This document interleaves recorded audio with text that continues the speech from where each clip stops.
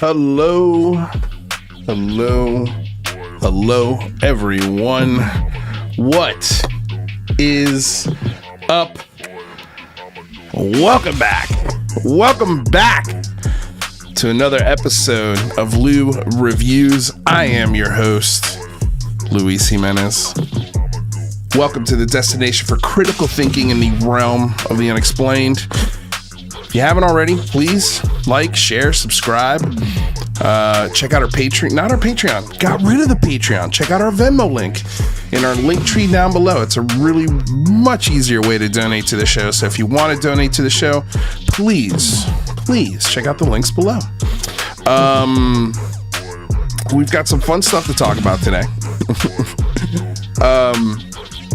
We're going to be talking about Frat Boy Disclosure, starring Jake Barber, Jesse Michaels, and Jake Paul, and Yes Theory, and the whole Frat Boy crew. I forgot to tag Jake Paul and my.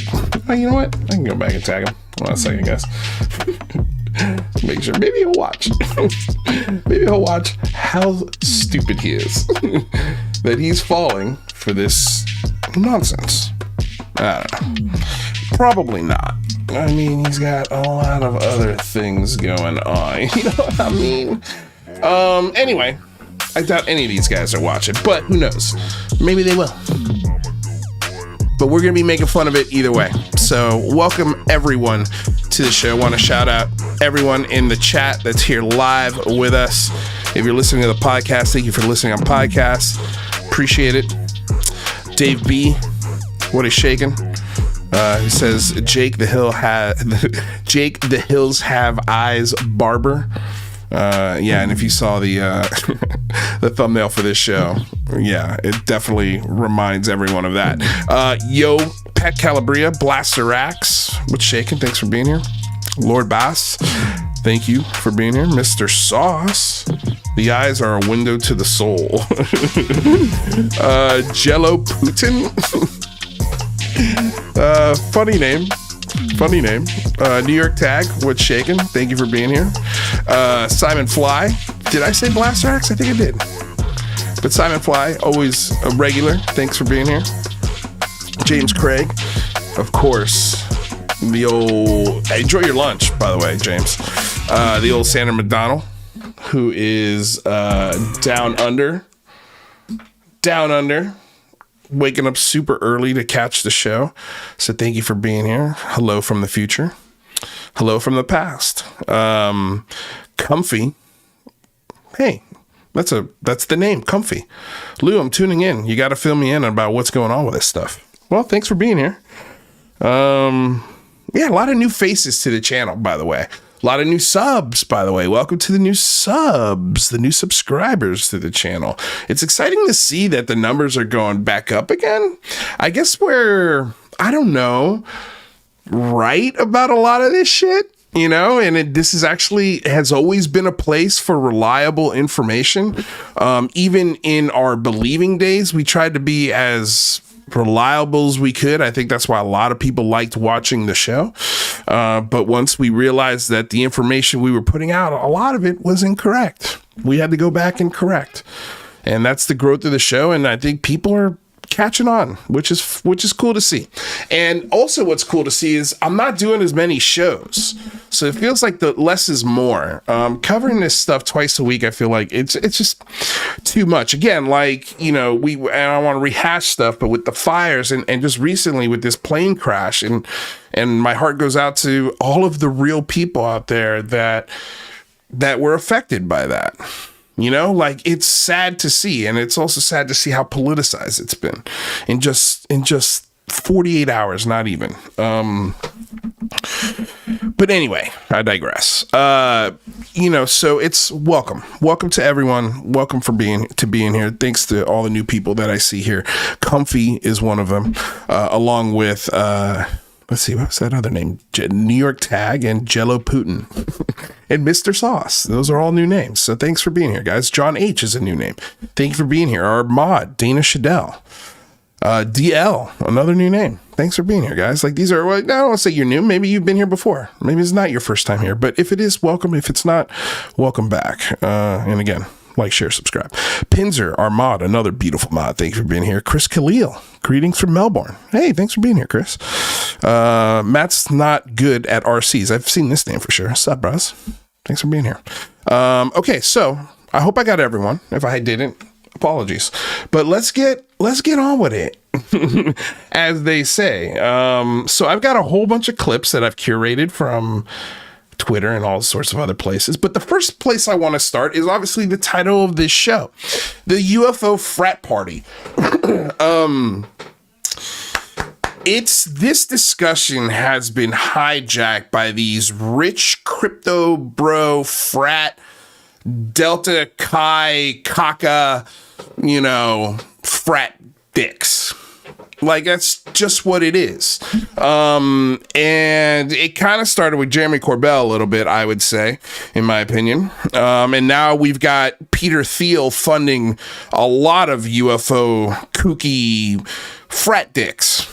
And Jesse Michaels is one of them. It's self-admitted. He's told everybody that Peter Thiel is one of his investors. And I think Peter Thiel's fucking money is being thrown right out the fucking window. You might as well light it on fucking fire. They're flying people out.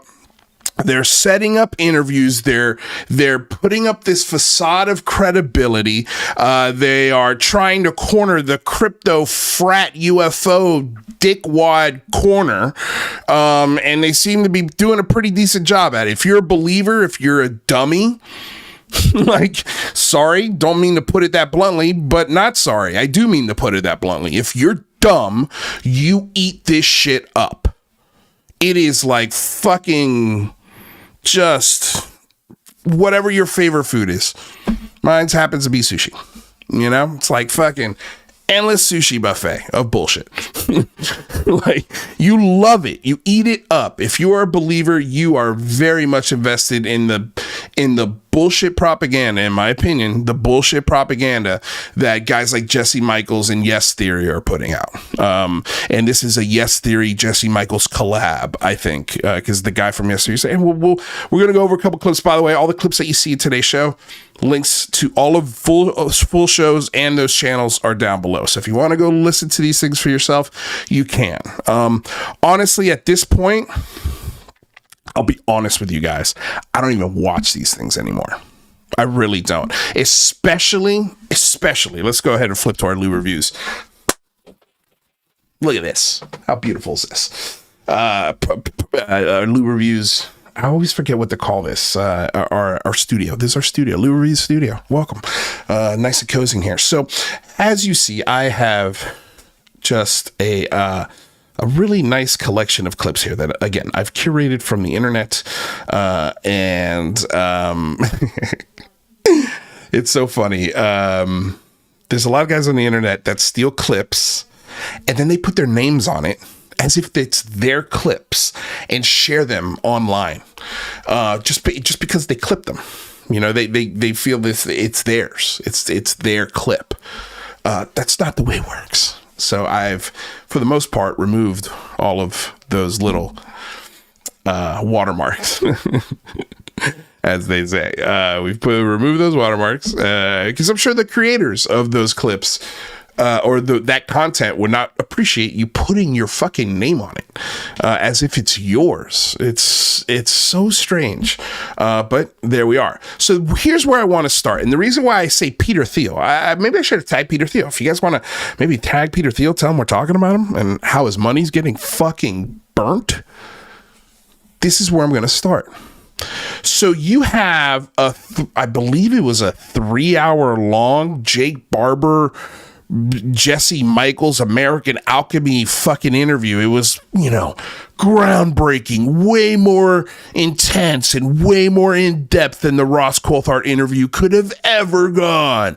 They're going to share things with you that you're never going to believe. And we're going to talk about some of those things here in a few minutes. But where I want to start is this first clip right here.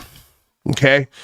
So what you see on the left is I color corrected the clips. So I took already degraded clips, Then I downloaded them, which degraded them even more, put them into my editor, color corrected them, and then spit it out. And as you can see, the color corrected version of this groundbreaking must-see special that nobody bothered to fucking edit properly. And yes, color correction is part of editing. I don't know how much money you spent on this, but I saw a helicopter, I saw some trucks, I saw you have to fly people in, you had multiple camera people, and this is a California production. So I hope you got the proper... I have a feeling, because I've seen some of these posts from Jesse Michaels. Oh my God, we're looking for an editor. We're looking for somebody to do this or this or this or that. Anybody with experience. I hope these people aren't being made to volunteer their time. I hope you're paying these people. But we'll see. To me, this doesn't feel like just this tells me it's unprofessional. The fact that whoever edited this and the fact that it went through so many fucking hands before they put it out onto their channel and their platforms to, hey, come watch this guy. This guy's a first-hand experiencer. Didn't color correct it, but fuck, shit, we probably should have color corrected it. But just listen to his story. It's amazing. It's amazing. And all the proof that he provides. Oh my God, it's amazing. Zero proof, zero evidence, zero knowledge of firsthand experience. When you look into this guy's military background, I just literally right before the show got an email from a veteran who says Barber has another stolen valor whistleblower, and asks, I haven't watched this clip. We'll watch it here at the end of this. I don't want to start with this clip. Maybe we'll watch this one second. I don't even know what this one says. But there are multiple veterans online that have said this guy is doing stolen valor. That's not my opinion. Those are other veterans, so like, and then you do these specials only on News Nation that no other news entity picked up whatsoever. That has been nothing but surrounded by controversial things and people, including the video that we destroyed last week, the egg video, including the evidence that they brought forward from their independent company that studies UFOs and fucking, Jeeps and shit. We listened to their story. Again, we talked to the vet. Like, this story is bullshit, in my opinion. The whole thing, except for parts of his military background. Parts of it. most of it. And then there's some of it that does not line up and doesn't make any sense. And again, veterans are calling out his stolen valor. So this right here is reasons why I don't take this shit seriously anymore. Because if you can't take the time and the care to color correct something, then what the fuck kind of product are you putting out there? Like, this shit, these small details matter when you're trying to get people to take you seriously. Because I'm telling you right now, there's a lot of people in the arts and that just fucking watch YouTube and film that will look at this and go, fuck, this looks washed out. I can't watch this. This is unwatchable. Me included. Like, it's unwatchable. Like, this looks so bad. And again, like, I color corrected this, and this is not the raw footage. And I'm not even that great at color correction. But this is fucking lazy. It's just fucking lazy. So that's why this is the only clip I color corrected. Everything else we're just going to play through. But this is the first clip that we'll talk about. It was brought up to the entire incident was brought up with my corroborations and my additional information was presented to Sean Kirkpatrick's version of Arrow. He patently denied it and wrote it off as... Oh, and by the way, fair use. This is transformative work. We are educating the public on these videos that we are sharing. We're also mocking them and the people in them. This is fair use, and this is covered under law. This is covered by law. Yeah. Yeah. That's it. So fair use. Anti-interesting, and there was no evidence. And I know for a fact that Sean Kirkpatrick has admitted outside of the office of Arrow directly to members of the Senate Intelligence Committee that it did in fact happen exactly as reported by Michael Herrera and with my additions. That's absolutely wild. The implication of this story is that we can fly these objects? Okay. So he's saying that he told the story to Arrow, and Sean Kirkpatrick was like, no, there's no evidence of this. I'm sorry, but there's nothing here. But then turned around and told other people, other members of Congress, that his story was 100% accurate. And that's what he's telling Jesse Michaels here. And Jesse, but without blinking an eye, holy shit, the implications of something that we can't verify. But actually, we can. Stephen Greenstreet verified it. Go check out his Twitter handle at Stephen Greenstreet, I believe, or it's at Middle of Mayhem. Go check out his threads today. Like, he actually reached out to Dr. Kirkpatrick because he's interviewed him and asked if this story is true. To which Dr. Kirkpatrick, maybe I even bookmarked it. Dr. Kirkpatrick said, "Yeah, no, that's not correct." Maybe I didn't. Maybe I didn't. I don't think I did. Let me see. I want to see exactly what he said. Because it matters. So, okay. So, yeah, it's right here. So, new confusing response from Pentagon. Jake Barber's alien claims. Stephen Greenstreet. Okay, so, Stephen Greenstreet, you said Arrow was aware of the claims. Oh, this is just with the claims. Okay, let me see here. Remember, it was January 17th. Maybe he didn't respond to those direct claims. I thought he did. It was blackout response. This was 7 hours. I thought it was this. Memo crazy. I know for sure this has to do with, he asked Susan Goff for sure about the claims of Jake Barber. Let's just read the whole thing.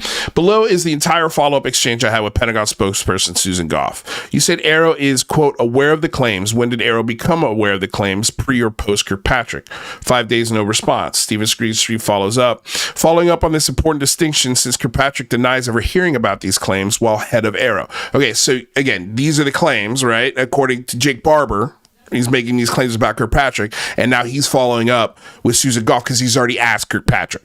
Okay, Goff says the full extent of the claims was not known until after Dr. Kirkpatrick departed. Greenstreet says, thank you. The statement seems to infer that the claims in some form were presented before he departed. She writes back, Stephen, I can't talk at the moment, but perhaps we could chat later. He writes back, sure, I'm excited to do so. Let me know when. 9 days, no response. I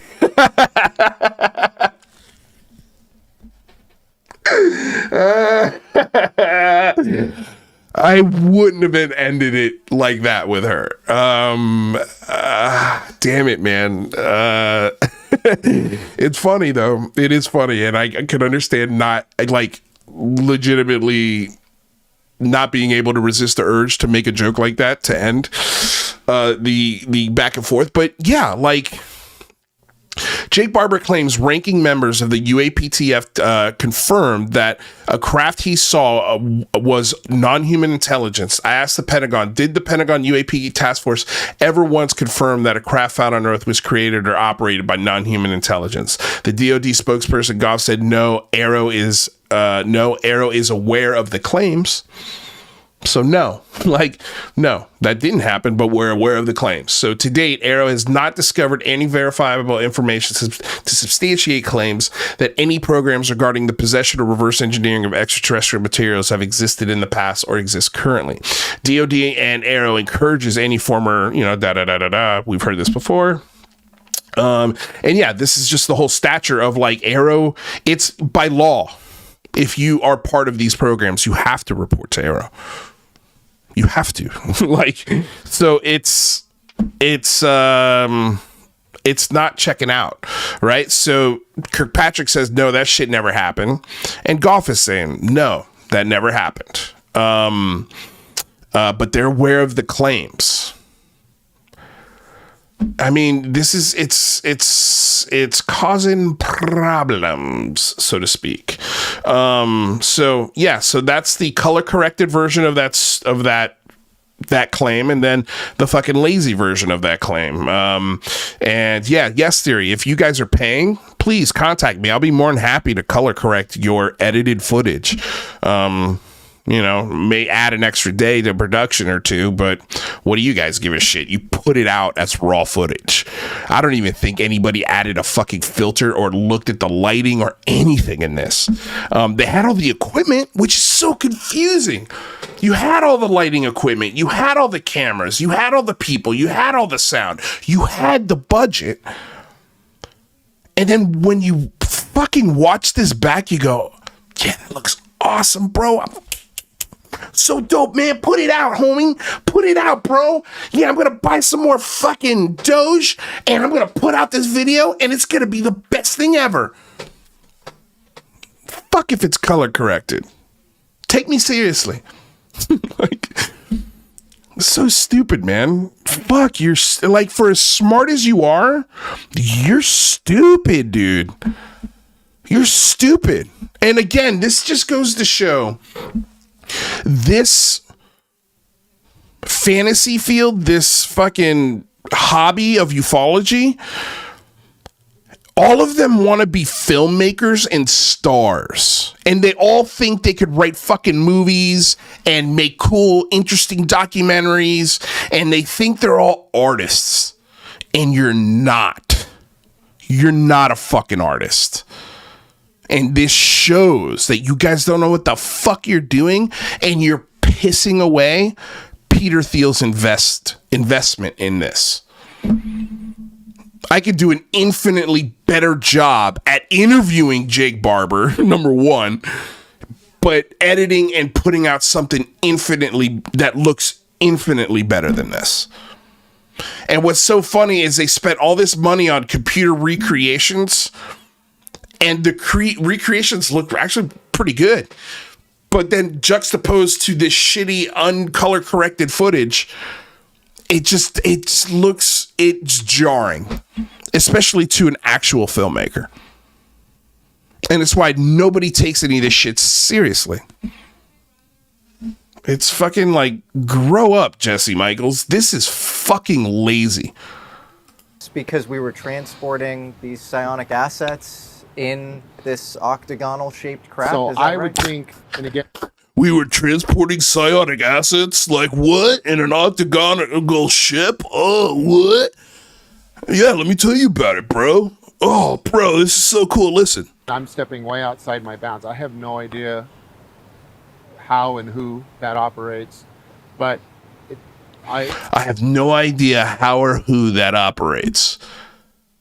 But I picked up alien spacecraft with my helicopter. Oh boy. What? something like a reversed engineered version of the craft is probably what you were saying. Oh, okay, probably. But you don't fucking know, do you? Oh, here we go. More blown out footage of Jake Barber.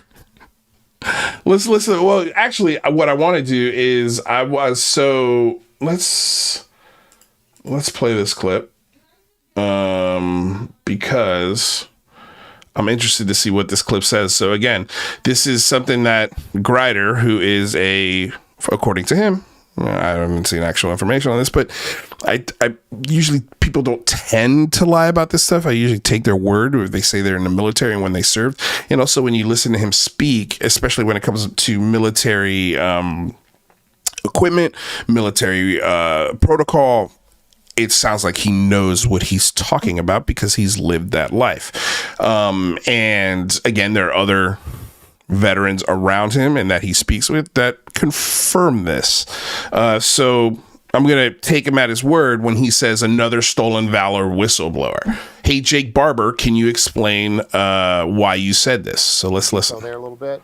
I was involved in Bosnia. I deployed to Bosnia. I was involved in the liberation of Kuwait. Had a lot of combat time. But ultimately what I was being refined for was a red teamer. Yeah, boy. Service of record. So, yeah, I guess, okay. So, certificate, a release of discharge. So, let's listen to that one more time. I want to hear exactly what he said. Sorry, I was trying to bump up the volume for you guys here because I have been getting complaints that sometimes the volume is a little low, and I apologize for that. We try our best here, but sometimes these clips that we get from online, the audio is not great. So I apologize if, especially on a podcast format, that might be annoying. So apologies. We're doing our best, but let's listen one more time. Sorry. The detail there a little bit. I was involved in Bosnia. I deployed to Bosnia. I was involved in the liberation of Kuwait. Had a lot of combat time, but Bosnia and Kuwait. Bosnia was like 92. That was like when Bosnia conflict, or the end of 92 to 95. And then the liberation of Kuwait. I mean, I think I was 10 years old. I think that was 1990. 1991. January 17th. I was 10 years old. My memory's pretty good with that shit. Okay. So, interesting. Ultimately, what I was being refined for was a red teamer. He was being refined for a red team. Okay, now I'm going to just lower the volume of this music because I'll probably get flagged with it. So, record service, year 1994. Separation date was 2000. So he could not have liberated Kuwait because that happened 3 fucking years before this service record says. He could not have liberated Bosnia. Well, maybe Bosnia, because that was from 92 to 95. Maybe. But for sure, you did not liberate Kuwait. Martin Bell. Hi, Lou. Watched your show for a few years now, but first time catching you live from UK. Keep up the good work. Oh, man. Thank you so much for the dono. And you guys, we're keeping an eye on our Venmo here. So if you want to donate to the Venmo, that'd be cool. That would be cool. Check it out. We'll shout you out. You'll be the very first donation on Venmo. But yeah, 94. Those timelines don't match up. September 29th of 1994. I'm sure he's going to Google. Kuwait campaign. September 24th of 1991. I mean, yeah, that's when it started. You know? February of 91. Yeah, dude. That for sure does not line up. For sure does not line up. So, you know, when other veterans are calling this guy out, like, what are we supposed to do with that? That's fucking damning. Like, he just said he liberated. I mean, let's listen to that clip again. That's bold, dude. In Bosnia, I deployed to Bosnia. I was involved in the liberation of Kuwait. Had a lot of combat time, but a lot of combat time in Kuwait and Bosnia. But yet you didn't serve until 1994, September of 94.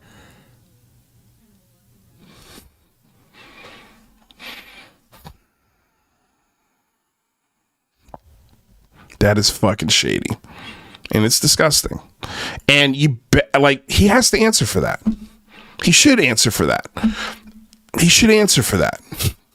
And honestly, if he had said that, like Jesse, whoever's interviewing him should know that.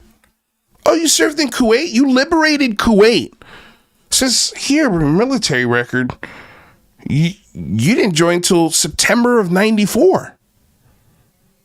Are you sure you were there for Bosnia too? Because that happened in 91, 92.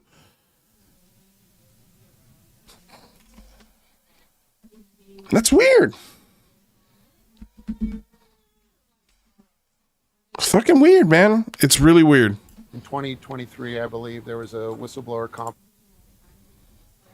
Oh, wait. This is the new clip we're going to watch here. Dude, that's just, it's not weird. It's shady as fuck.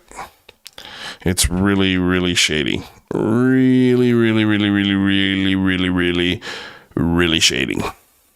Like, there's no need to lie about your service. Just being in the military is enough, man. Like, why do you have to conflate your shit? It seems like you're conflating your shit anyway.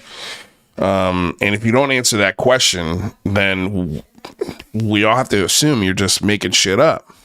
Unless you can come out with some records that show that you were in Bosnia and liberated Kuwait. I'm sure you have all the service records and maybe even pictures of you doing that. Right? Like when you liberate a country, I figure, like, you know, in World War II, when they liberated France, like, people were taking pictures all over the fucking place. I don't know. Maybe you weren't that guy. Anyway, let's get to this new clip. I believe there was a whistleblower conference.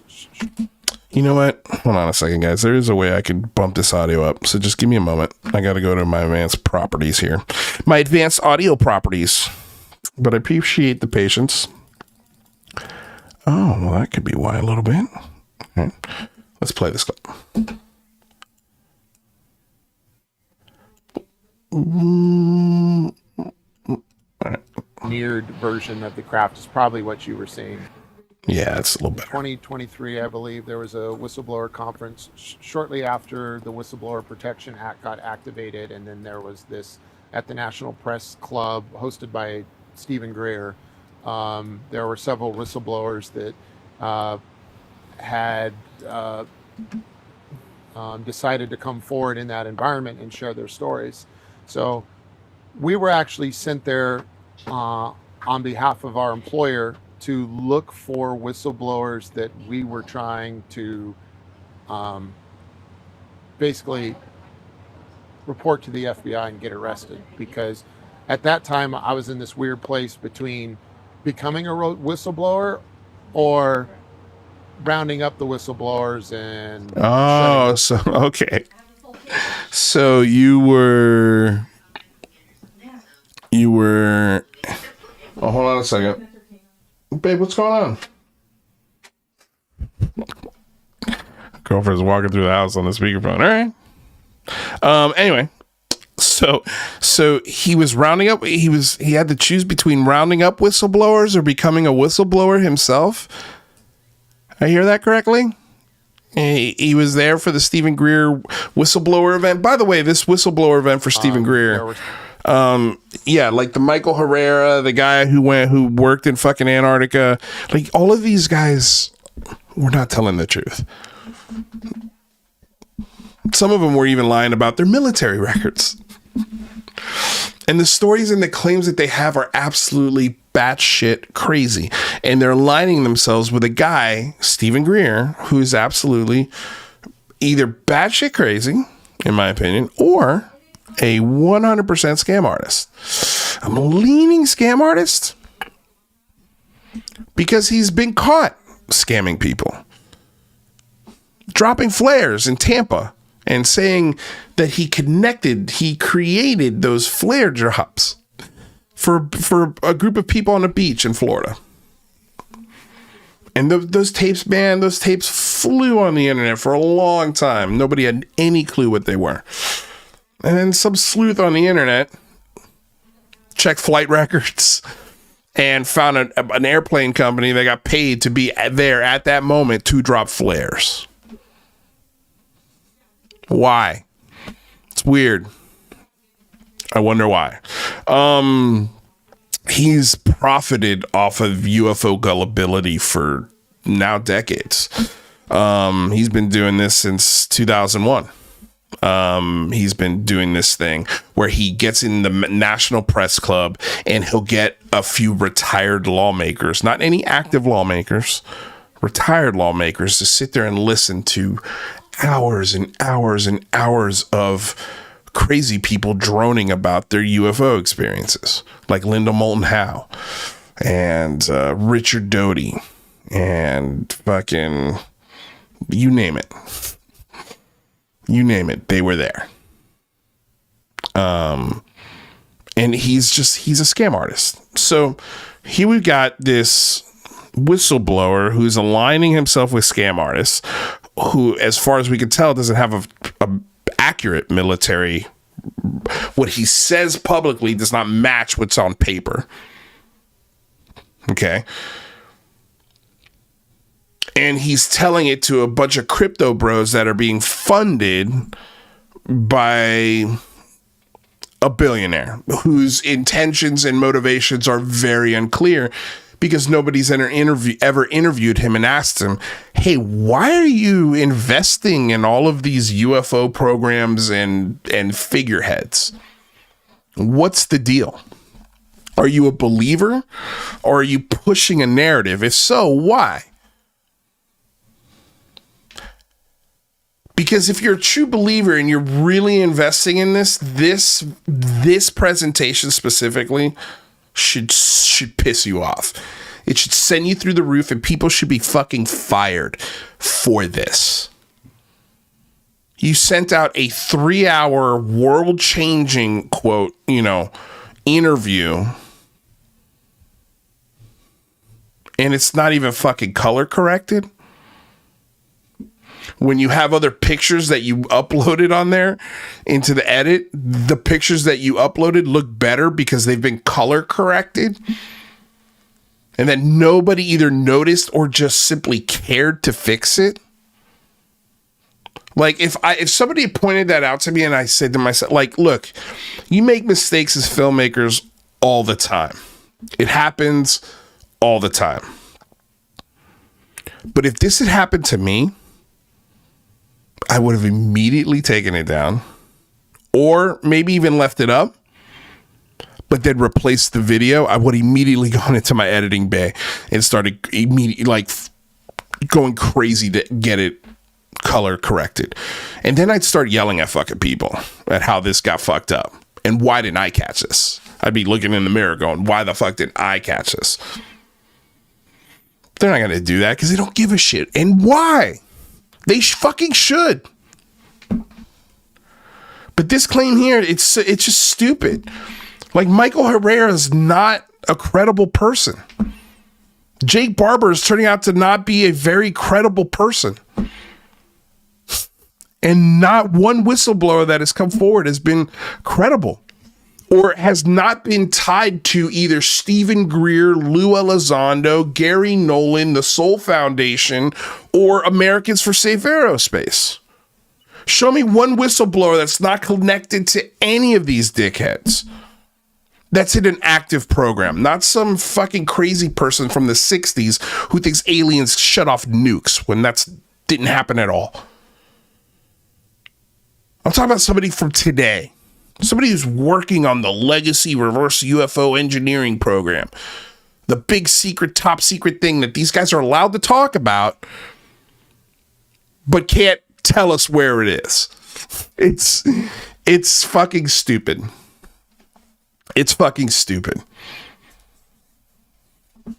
Oh my God, dude. All right, next clip. There were several whistleblowers that had let's listen to this one more time. Sorry. Decided to come forward in that environment and share their stories. So look at this.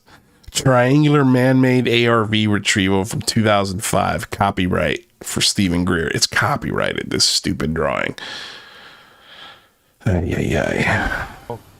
We were actually sent there on behalf of our employer to look for whistleblowers. He was sent there on behalf. Who was your employer that sent you to look for whistleblowers? That we were trying to basically report to the FBI and get arrested because whistleblowers. So somebody sent you to find whistleblowers to report them to the. Is this a private entity? Was this another branch of the government? Where were you working? That's a big claim. Who sent you to do that? At that time, I was in this weird place between becoming a whistleblower or rounding up the whistleblowers. Rounding up the whistleblowers. I don't know which one I wanted to do. Did I want to be the Gestapo or did I want to fight be part of the resistance? Oh, man. Which one makes more money? Which one doesn't have to be totally accurate? Okay. Yes, Theory. I'll do your interview. Yes, Jesse Michaels. Sure. If I'm not mistaken, I can't remember who funds this guy's fucking little UFO Ghostbuster team, UFO, like UAP Buster or UFO Buster team, where they've got, vehicles and they're strapping psionic devices on the human beings and calling aliens and then taking pictures of them. And by the way, I'll show you one of those pictures right now, which was just fucking laughable.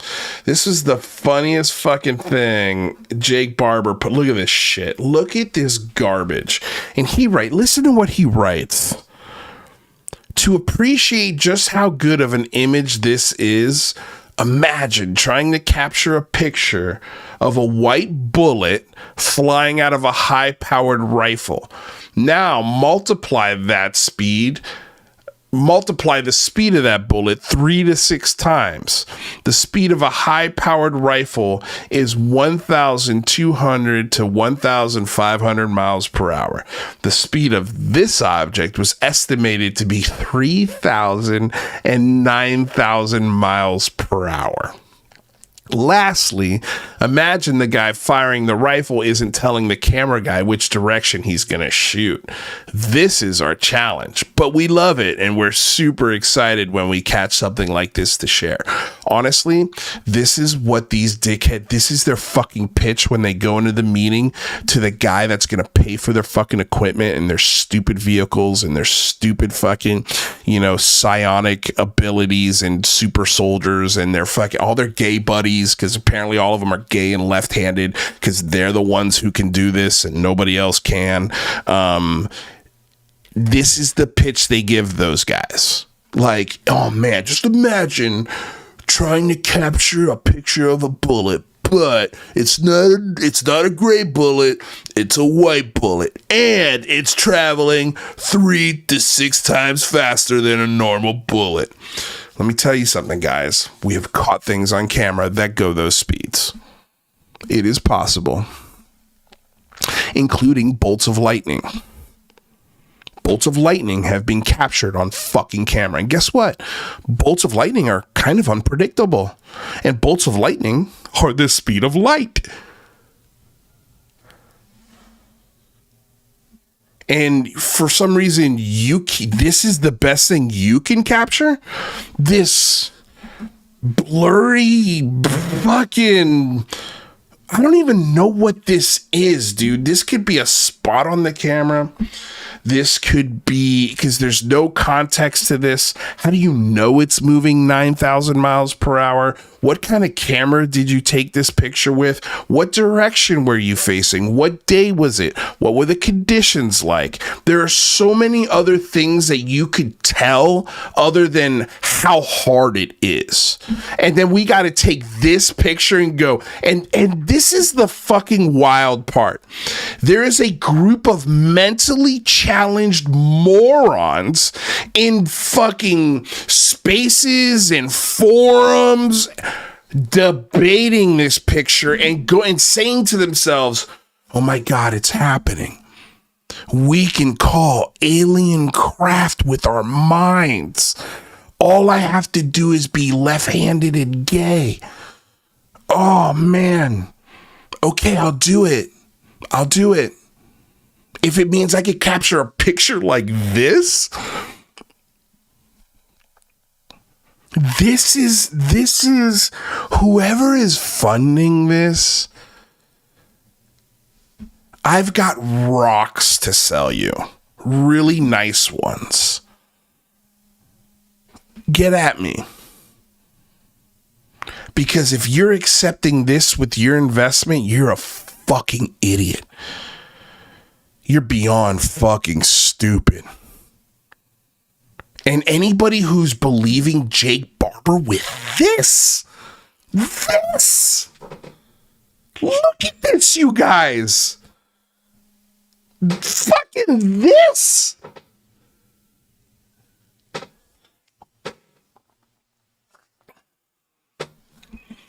If you believe this, you're stupid. I'm sorry. I'm just going to tell you straight up, you're being stupid. You might be really smart too. And here's the thing, I fell for shit like this. Not this bad. This is fucking bad. This I would have mocked even at my most ardent belief. This is fucking stupid. But there are people who believe this. There are people who now all of a sudden, since Jake Barber has said psionic, everybody's a psionic expert. We're having a psionic space. We're talking about psionics. How does psionics play into the future of ufology? It is hilarious. It's fucking hilarious and sad. Really, really sad that people fall for this shit, dude. Like, you're falling for this bullshit. Just straight up bullshit. Okay, so we've got more from Jake Barber. Again, fair use. These clips and things we're sharing, we're critiquing them. Clearly. We're sharing them to make the public aware of how stupid this stuff is and how easy it is to slip into a belief system that mirrors a cult. And to do that, it's covered under fair use and allowable by law. So let's play the next clip. And shutting them up because there were good reasons and bad reasons. Look at this guy. Did you see how excited Yes Theory guy got? Wow. I'm sitting right next to Jake Paul, and this guy just told us a fucking unverifiable story of how he was either going to round up whistleblowers or be one, and now he is one. Yippee! Wow! Oh my God! Wow! Didn't color correct this fucking footage. Jake's black hoodie looks gray, but wow! Ooh-wee! You're dumb. And I want to say something else with a hard D at the end of it. You're dumb.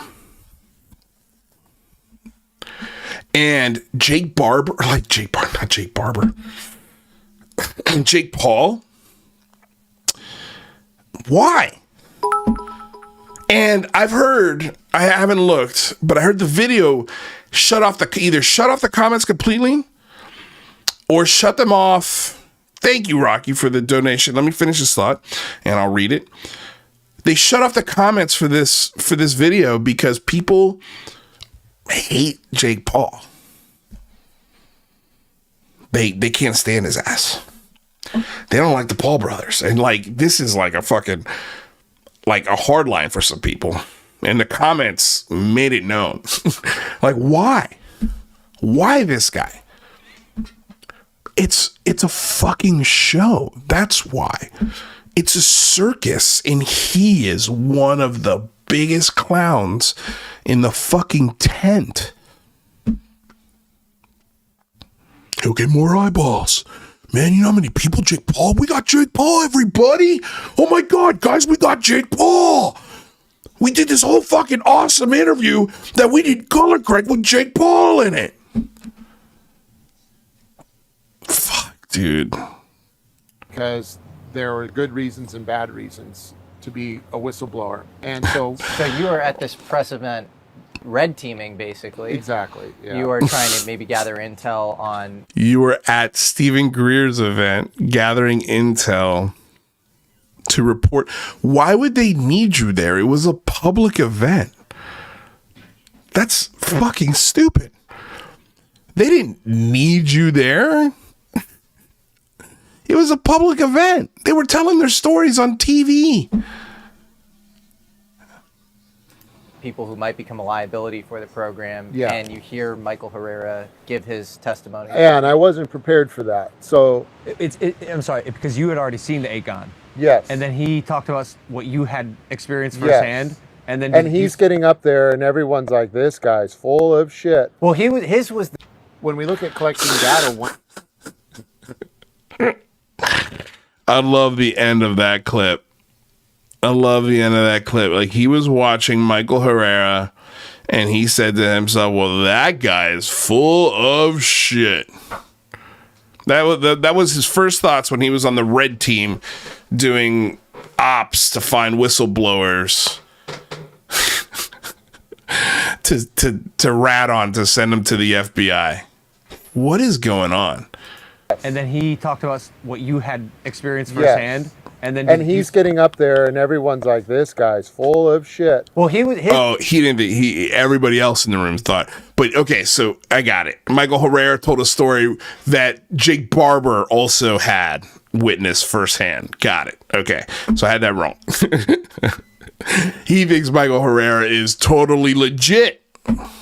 Give his testimony. And I wasn't prepared for that. So, I'm sorry, because you had already seen the Akon, yes. and then he talked about what you had experienced firsthand, and then And he's getting up there, and everyone's like, this guy's full of shit. Well, his was. When we look at collecting data, one. All right, so this is the next clip. And I love it. Everybody thought he was full of shit. Of course, everyone thought he was full of shit because he was. He was full of shit. So yeah, FYI. Let's see here.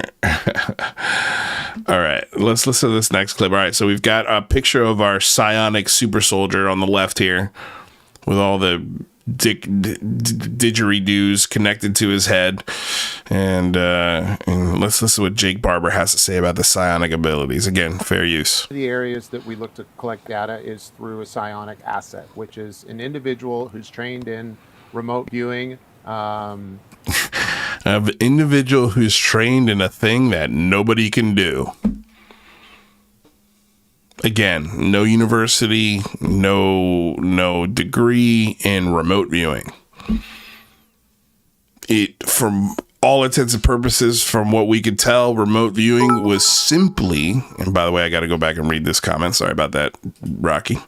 Remote viewing looks like it was just an op to convince the Russians we had super soldiers. So we could get the Russians to waste money doing their own super soldier program and waste time and investment and all sorts of shit. And it worked. It worked. And this idiot thinks it's real. So now he's looking for more psionic super soldiers. This is from Rocky with a $6.99 dono. Thank you so much for the Canadian donation. After 25 years in the Army, I can tell you he would not have had been a tier 1 bag licker, let alone a door kicker.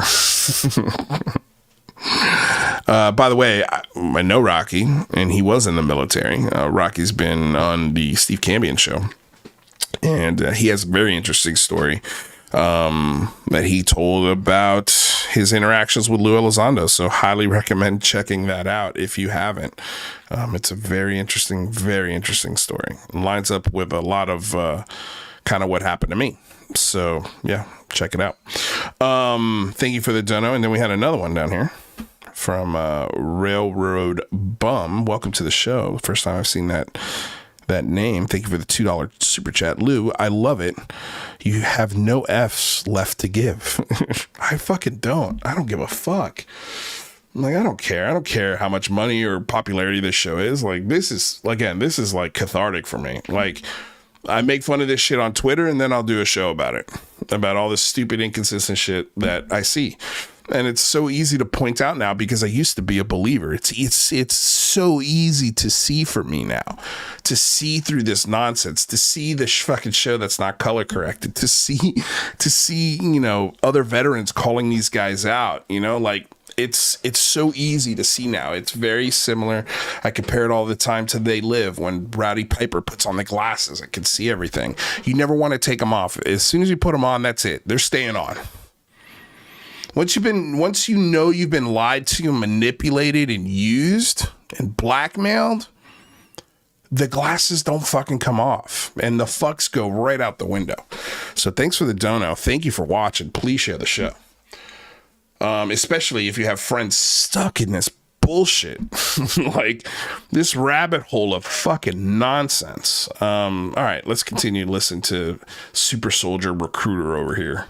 Psychic abilities, telekinesis, that type of thing, which is basically through a number of different protocols can transition into a place where they are highly sensitive to their environment from the point of view of consciousness through What, bro? Well, let me burp to myself. Say that again. That tuna was fucking delicious, by the way. These fucking guys. Who's this guy standing up right here that's cut off? What kind of framing is this? What's going on, dude? Clearly these guys are important. They get a chair, but who the fuck is this guy? Is he like a PA? Who the fuck is he? Why is he standing? Did he stand for the whole interview? Dude, what is going on? consciousness field. And that is not a woo-woo topic. I know I'm just throwing it in, but it's so matter of fact to me that it's the same as saying night vision goggles. Like, it's there. So psychic abilities, remote viewing, and telekinesis are as real as night vision. Okay, so where's the university that offers the degree in telekinesis or remote viewing? Where are the countless of papers and curiosity from science to fucking put that person under a microscope and figure out, oh my God, humans can be super soldiers? Where's all that research? I'm sorry. No. You cannot bend a spoon with your brain. You cannot call aliens with your mind. You're not special. You're not a fucking super soldier, and you don't know shit. You can't do, and if you can, fucking prove it. Because I can tell you right now, jerk off, this picture that you put up ain't fucking it. Ain't it, buddy. I ain't gonna go back to the picture. I don't know. I thought I had it up. That would have been great if it was right there, but it wasn't. Sorry. But you guys saw it. It was bullshit. Like, sorry, you're gonna have to do way fucking better than that, especially when you're spending all that money. And it's worked both on it's used both on the summoning side and the data. Look how blown out this is, dude. Like, Jesse's shirt matches that. Look how blown out the sky is. I'm sure this was beautiful if you had just simply fucking done your jobs. Oh, that frustrates me, dude. That just frustrates me to no end. Because you planned this. It's not like live. It's not like what we're doing here. And even here, like, fuck, the color's right. The color's right. You can see these fucking marks on my nose from the 2 pimples I had. Hopefully those will clear up. Bad acne on my nose. But, like, damn, man. Like, that's what we should be able to see every fucking hair on the sideburn of Jake Barber. And the little fucking crypto bro ears that Jesse Michael has. I want to see the details, boys. I don't see this blown out, blurry bullshit. Side. So you're saying humans summon these UAPs? Humans. There are two types So of what you're saying is humans, psionic, telekinetic humans that you recruited, both for the military and your company, are calling aliens? They're talking to them? They're bringing them down? QL, thank you for the subscription, buddy. Appreciate it. Bringing them down? Dude, tell me more. Have I told you how much Bitcoin I have? How many Bitcoin I have? I have a lot, bro. I have a lot. summoning that can be done that we've proven works, and we're still working. You've proven it works. I haven't seen it. I haven't seen the proof of this working. I mean, you guys even had Gary Nolan and the whole News Nation crew there. Where was did I miss the proof? Chat, did I miss the proof? 1 for yes, 2 for no. Did I miss the proof in the fucking News Nation show? Huh. Must have missed that one. And by the way, Social Dig, I looked at your UFO videos. They're garbage. I like you, buddy, but they're really bad. they're really bad. Don't prove anything. Do better. Do better. I love that you're here. I love that you actually listen to this. I mean, I will give you that, dude, because most believers won't even do it because their brains just can't handle it. They can't handle when somebody's talking about something that goes against their belief system. But to your credit, you're here. So I appreciate it. But yeah, man, I watched your videos. Not good, dude. They're not good. Love you to death, but you got to do better. It's not worth a debate. It really isn't. Sorry, just saw your name and I thought of that. I meant to tell you, but I just forgot. All right. There's machine-based summoning systems and there's man-based summoning systems. Oh, so we've got machines and men that can do this. And let me guess, none of this shit's classified, right? You just told us about those systems, machine systems. I'm assuming military systems, right? Because you don't have them, because you haven't summoned down a craft to the ground yet, have you? You haven't summoned one of those eggs to the ground yet, have you? No, you haven't. So I'm assuming they're military systems because you said the military systems were bringing down these craft and you would go pick them up. Right? So that's not lining up, buddy. You're giving us classified. I didn't know that the military had computerized systems that can bring down UFOs and alien spaceships. Was that part of your DOPSR? Where did you do that? For what division?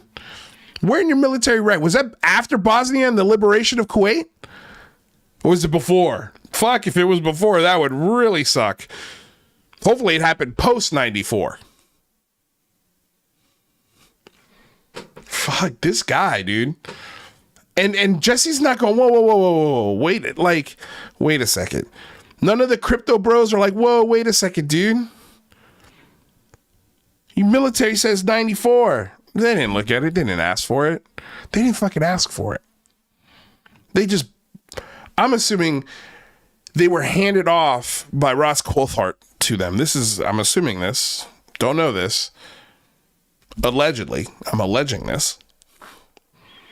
But it feels like it was like, okay, I'm all done with this one. You take it, yes, theory? Oh, wait, no, excuse me. It would be more like, all right, done here. Go for it, Jesse. Put that shrimp on the barbie. And he's like, thanks, bro. Will do. All right, guys, let's get this $20,000 crew together and let's fucking do this. And don't forget, please don't forget to color correct it. I'm sure that was part of the initiative. Dude, how do people believe this? How do people I'm going to just straight up call them out on UFO Twitter. Astral and Bryce Zabel, shame on you, both of you. All of a sudden, fucking Astral's an expert in psionics. He's doing spaces. He's done 153 remote viewing sessions on Twitter. Not one person has got it 100% accurate. Not fucking one. Not one. In 153 weeks, over 2 fucking years. 3 years. Fuck, dude, that's a long time. Right? I think I have that number right. Maybe I don't know, 150. It was 100. It's 123 over 2 years. Okay? Of fucking remote viewing sessions that nobody has nailed. And if if remote viewing is real, if psionic abilities are real, there should be multiple people in that space every week with hits on that target. Or at least 95, like where it's like, fuck, it's hard to deny. And there's 123 weeks worth of these same 4 people doing it. Or 5, or however many people. But we can't get fucking one. And we're supposed to take this dickhead seriously? You do. Astral, Bryce Zabel, and all of you credible people out there who are just trying to go down the middle. Oh, I'm down the middle. But I believe I could call UFOs with my mind. And I believe other people do it. Yet there's no evidence for it whatsoever. To think that somebody has 123 weeks worth of remote viewing tests and not one person has emerged as like a consistent, like, hey, like this motherfucker right here, I've been doing this for 123 weeks. He showed up around week 62 and he has nailed almost every single week since then. He's come either insanely, and here are the examples. Here's week 54. Here's week 63. Here's week, like, whatever. No, you can't do it because that person doesn't exist. Why, you ask? Because it's fucking bullshit.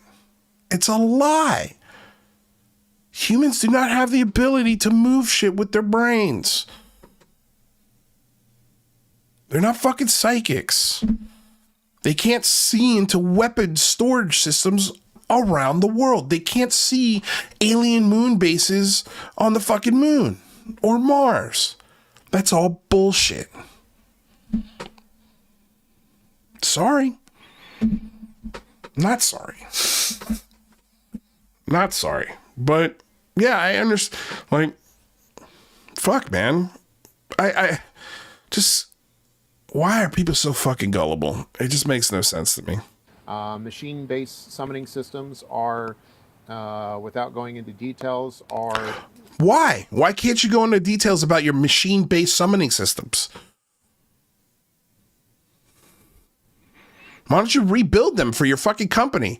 No, he fucking makes a fucking all-terrain fucking, Jeep made out of tubular steel. There's no pedals on this thing. Look how cool it is. And it goes at dirt and everything. It doesn't even have a windshield. Check it out, guys. Seriously, we should just pull up his fucking... We should just have his fucking Twitter profile just up the whole time. And here's the thing. I always pull these clips together and we never get through all of them. Because it's just, yeah. Like, dude, look at this. Look at this guy. Look at this guy, guys. Look at this guy. He's in front. We, Skywatcher, are in the field again this week, chasing the data. Wish us luck. So you've got a fucking helicopter?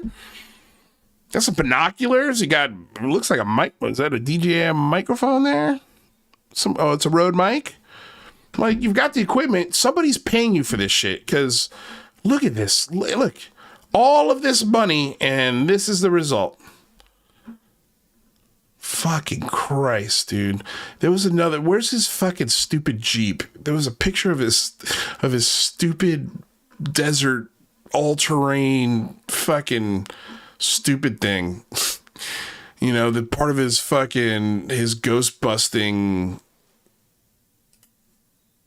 his alien hunting gear. Oh, where is it?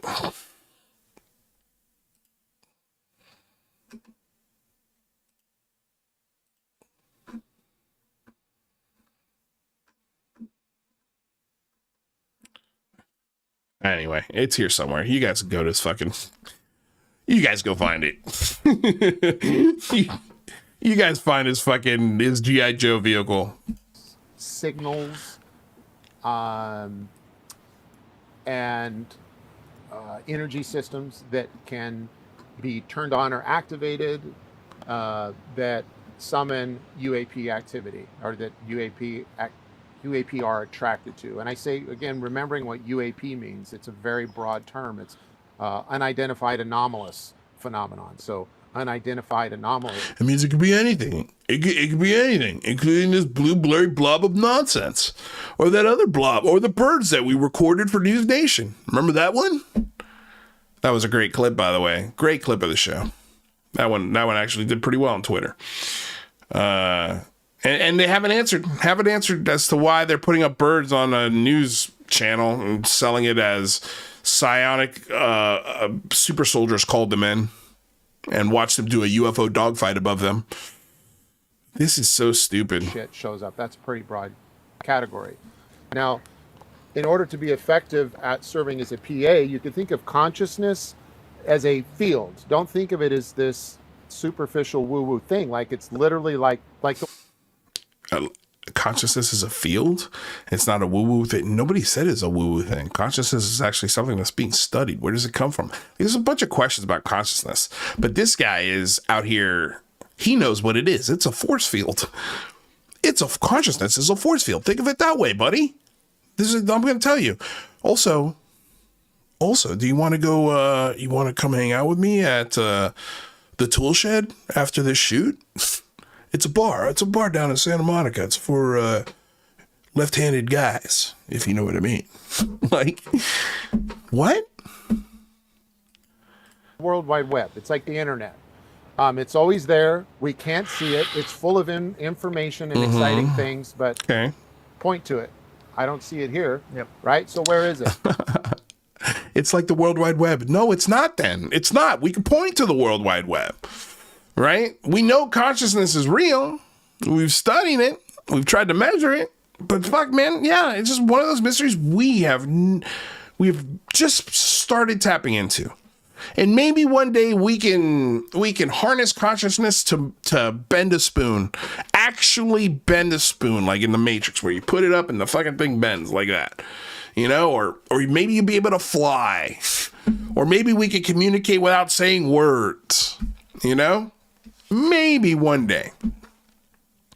But so far, there is no science that says we are anywhere near close to that or that it's even possible. But this guy wants to compare it to the World Wide Web in a force field. Okay, continue, I suppose. You have to be able to tap into it. You need something. I love how he's like, oh, dude, this moment is just fucking hilarious. Sorry, I gotta go. Like, he's like, do you see it? And Jesse's looking around like, no. Point to it. Point to it, Jesse. Point to consciousness. Hold on, let me check my crypto account. Maybe it's in there. Maybe my consciousness is in my crypto account, bro. Hold on, where is it? Nope, it's not in there. I don't know, Jake. Where is it? Right. So where is it? You have to be able to tap into it. Oh, I gotta tap into it. Okay, so tell me how to tap into it, pal. Well, like I said, meet me at the bar after the show. You need something like a Wi-Fi signal to get there. So individual. You need a router. You need a router to get there. You need an internet signal. Do you have that? Is that what you're saying you have? You have the router? You have the landline? What do you have exactly? That have this gift are people that have been trained and have the talent to serve as a Wi-Fi to tap into the consciousness field where everything in the universe seems to exist or have its presence. And once you can do that, now you're in an environment where while we're having other... Who trained them? Where do you get trained to have these abilities? And I mean, dude, if you want to work for Jake Barber as a psionic super soldier, just tell him you know how to do it. And also put in the resume that you're left-handed and gay, and you should definitely be able to get in there. Multiple forms of sensor data in place. If a UAP shows up is it registering in the consciousness field that our PA asset is connected to through Our PA acid. So they've acromanized. Is that a word? Acromanized. They've made an acronym out of psionic abilities. They call them PAs. Great. Another fucking acronym. Guys, we already have PAs, and they're standing next to Jake Paul and Yes Theory guy. They're standing in the shot. We don't need any more fucking PAs. Thanks. the Wi-Fi? And the Wi-Fi is this process of getting into. So the PA is the Wi-Fi. So the PA, he is the Wi-Fi. He's not the router. He's not the landline. He is the Wi-Fi. He is it. Our PA is the Wi-Fi. Okay, great explanation. And I'm sure Jesse's like, yeah. And then all the idiots watching it doing spaces and talking themselves and calling themselves psionic experts and the abilities are real, just eating it up like a pie of fucking garbage and bullshit. They just fucking love it. Let's set the bar even lower and lower and lower. Let's dig this spoon into the dirt as deep as we can go. Damn, dude, this is fucking stupid. Especially when you really just slow it down and play it in little bits, like how dumb this is. So two things are happening in that process or protocol of serving as a PA. Okay. Lowering intellect, Lowering intellect, increasing intuition. Okay, there's the formula. You got to be really fucking stupid and very intuitive. That's what we're looking for. Just fucking borderline mentally deficient, but very intuitive. Okay. What else? And then reintroducing intellect at a higher level as an observer, not as a driver. Reintroducing higher intellect as the server, not the driver? How do you do that? Well, what? Forget about how you do it. What the fuck does that mean? What does that mean? What does that mean? Nobody fucking knows. Okay, let's continue. You're either born with a gift or you spend 30 years as a Shaolin monk and you figure out how to do it the hard way. There are either easier ways, there are cheats, and some of the cheats that have been experimented with are things that have not fared well for those involved in the program, including children, and I'll talk about them. So oh my God. How do we heighten intuition? Oh my God. You do it through stress inoculation. Stress inoculation? Trigger. Stress inoculation? What the fuck does that mean? Stress inoculation. Does that mean you're tying them down? Are you fucking force feeding them eye drops and keeping their eyes open? What does that mean? Flight or fight or flight biology systems in our body. Some of the most powerful things you can do is trigger that on. Like if it ain't broke, don't fix it, don't reinvent the wheel. The human mind and body is already something so spectacular we don't understand it. I don't know why it works, but if you can trigger flight or fight, all these things get activated. And so we've got to scare the shit out of our psionic super soldier and make them think that they're going to we've got to get them into a state where they think they might die. That sounds like a stressful fucking job.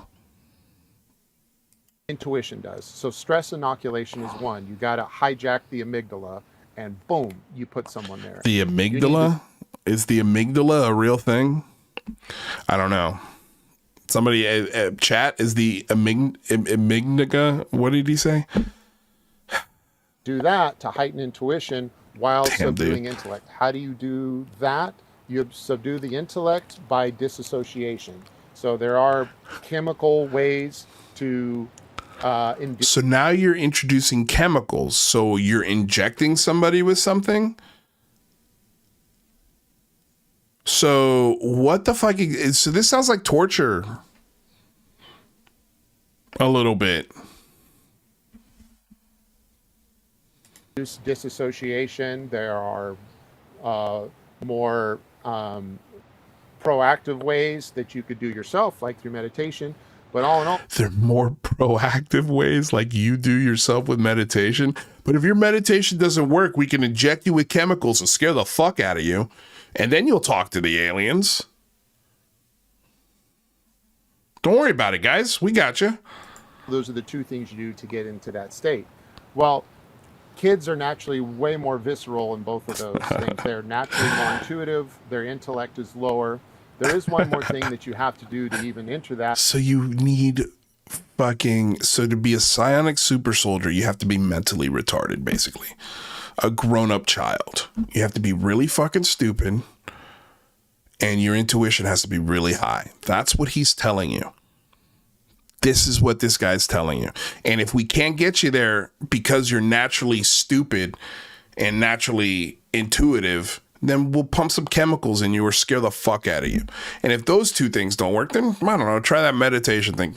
Maybe then. What in the fucking hell is this guy talking about? And that deals with the other eye, instinct. So your instincts have to be satisfied at fuck this time. Me. So that just means you have to be comfortable. Can't be hungry, can't be horny, can't be tired, can't be worried about your survival. You can't be cold, you can't be hot. So all Wait a second, you can't worry about your survival. Then how do you get to that fight or flight? This doesn't make any sense. You can't be horny, you can't be hungry, you can't be cold, you can't be hot, you can't be uncomfortable. This is dumb. To be taken care of, so the limbic part of your brain is not like freaking out while the limbic part of your brain, part of the brain it is that's prefrontal cortex or whatever part of your brain is, he doesn't even know. This is how you know this guy is 100% full of shit. He starts naming things that he's just heard, prefrontal cortex, or I don't know, maybe it's a prefrontal cortex. I don't know. The prefrontal cortex, whatever part of the brain it is that's more responsible for the hardware that helps you connect to the consciousness. Wait, I thought you were a fucking expert. I thought you were an expert. That's why we're talking to you, right? Internet is. So satisfy the instinct, heighten the intellect, or suppress the intellect, heighten the intuition, add back in the intellect at a high level, boom, you're in it. Now, there's another way that we do, and that's through hardware. So you could do software, chemical, software, chemicals, drugs in order to get. So you gotta get really fucking high. You gotta get really high to talk to the aliens. What?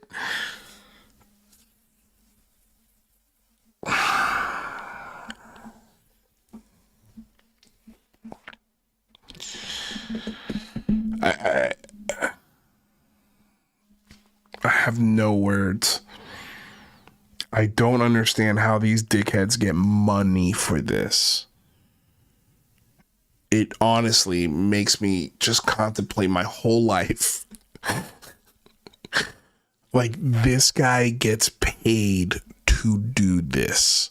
Somebody has invested a lot of money for this dickhead to make shirts and a website and rent a helicopter and build tubular fucking desert vehicles and buy equipment and microphones and binoculars and cameras and light stands and all of this shit to record fucking watermarks on lenses and pitch them as bullets that are white, not black, and that travel 9,000 miles faster than fucking regular bullets. And by the way, you don't know where it's coming from. Like, I honestly have no clue how an investor goes, wait a second, after listening to this, goes, what chemical, like, what investor or what interviewer is not going, wait a second, what chemicals? What chemicals are you using to drive down your intellect and heighten your intuition? Because it sounds like LSD, mushrooms, ayahuasca. What is going? What chemical? What drugs do you have to take to hallucinate? And then associating those hallucinations as real thing. Like, I have no clue how this shit has gotten this far. And Astral, you are a grade A fucking moron for believing this. And anybody who believes this is a grade A fucking moron. This is the dumbest shit. If that right there, so you got to get high. Just get high out of your fucking gourd so you hallucinate so you can talk to things. That's real. We're going to take pictures of it and everything. Stress inoculation to dissociation, or you can do hardware. What's the hardware? One of the guys on our team has made a breakthrough recently and uses a system which is basically a non-intrusive ultrasound system that can target the brain and induce. Oh my God. A non-intrusive ultrasound system that infiltrates your brain. Go on. Or at least take a lot of the edge and the struggle out of transitioning into that state. And so he's one of the guys that works in our new organization that is assisting us with reproducing and demonstrating all of this stuff that has gone on over the decades in the program that comes with all this baggage and secrecy and stuff. And we're trying to leave all that behind. So you're taking top secret hardware and making a new company, public company with it, and just stealing their secrets and technology to call the aliens on your own?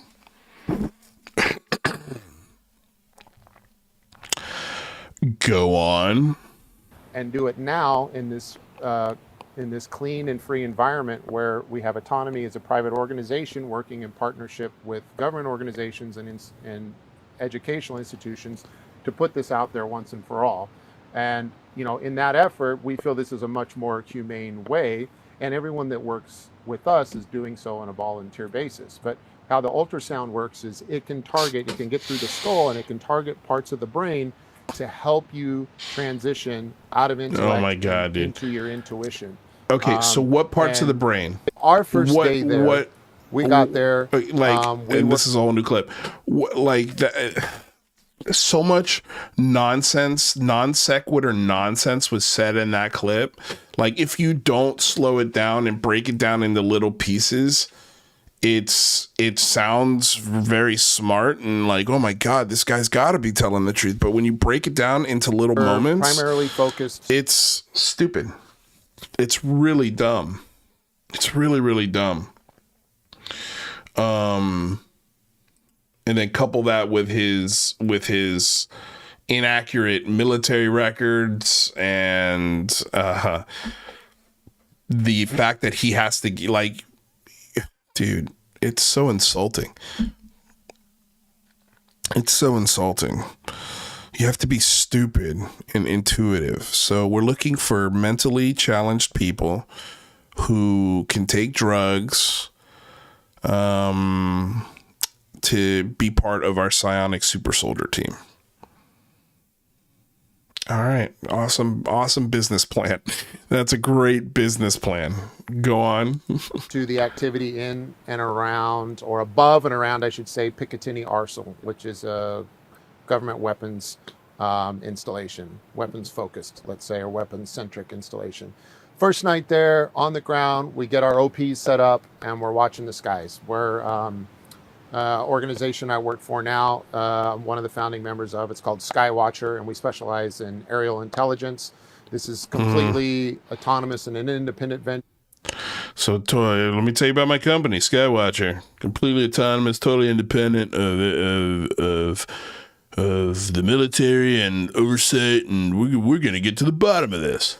Sure, it's full of guys like me that have worked in an official capacity for the government. We've brought our tools and talent and experience and are investing them into this private company, and then trying to help the government where we can, and also trying to help the government. How? What does that mean? Are you also lobbying the government and telling them, oh, we could figure this out for you, just give us some money? You also lobbying them, buddy? Adrenochrome production. Thank you, Dave Disler, for this $10 super chat. An adrenochrome production. That's fucking gold. That is gold. Yeah, I mean, might as well be the name of the production company. Adrenochrome production company, because it's like, dude, what do you guys, you're like, yeah, I bet these guys believe that politicians drink blood to get adrenochrome. You know, like, dude, I love it. Fucking hilarious. Thanks for the dono. Provide a window for the public into this subject and these technologies. So that being said, we show up in New Jersey, first night, on location, within 30 minutes, over Picatinny Arsenal, whop, whop, whop, whop. All these orange orbs come into existence right over Picatinny Arsenal. Trying to do timestamps on how long they were there was difficult because it appeared about 45 minutes at a time, which is consistent with some traditional large battery-powered drones. But what we can't tell is if that was the same drone or it was disappearing and reappearing. And that was the sensational language that was used more often. What it could mean is that they were turning their lights off and on, and that's why they were disappearing and reappearing. But were they only at night?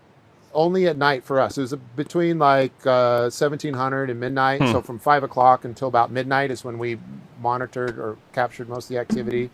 And so, so really late at night when the drugs kicked in. Like, dude, what is going on, man? What is going on? You know, the problem with that whole thing out there is most of the data being collected and the reports were coming in were from unqualified observers on the ground using visual spectrum. Oh, okay. They were unqualified, but you're qualified because you used to be in the military and you've got binoculars around your neck and you've got the chemical and physical hardware to summon these things. You see, these people were unqualified because they just saw it. I'm more qualified because I've got a fucking... Did you see my all-terrain vehicle? Okay. You know I'm legit. So what I mean by that is humans looking up with their eyes and going, bro, what's that? It's also a very busy airspace around there. So there's airplanes. What we do is we go, hey, girl, put on this cute little helmet. Are you left-handed? Great. Now calm them down. Like, how is your way better, dude? Like, I don't, explain it to me.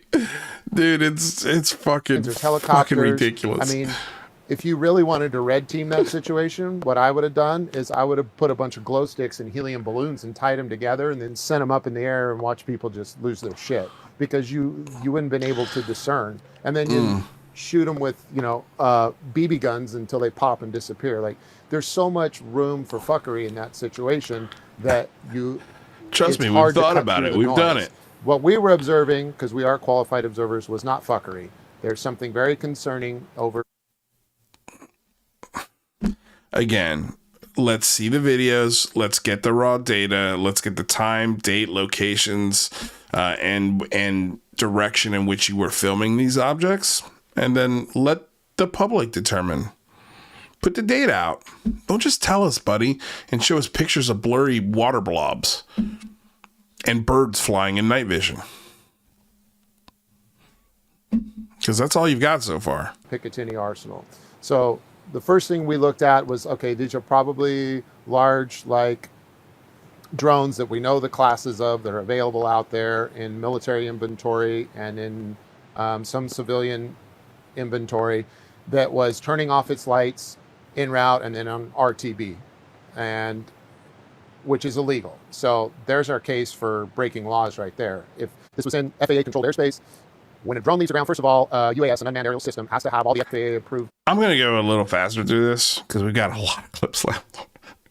And we're almost done. We only got like 25 minutes left in the show. All right. Lighting systems that any other aircraft does, and it has to have them on when it leaves the ground. It's also limited. You have to be a licensed operator, and you're not allowed to fly above 400 feet. These were lights off over 400 feet over Picatinny Arsenal, just sitting there. No one's doing shit about it. And weren't they sitting there for 5 hours plus in some cases? Sometimes. 5 hours plus. Okay, so you're talking about drones that were sitting up for 5 hours plus. The United States military definitely has drones that can sit up way longer than that, and our enemies have drones that can sit up way longer than that. And there are commercial drones that can get there.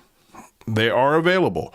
So this idea that a drone's sitting up in the sky for 5 hours is anomalous. It's fucking not.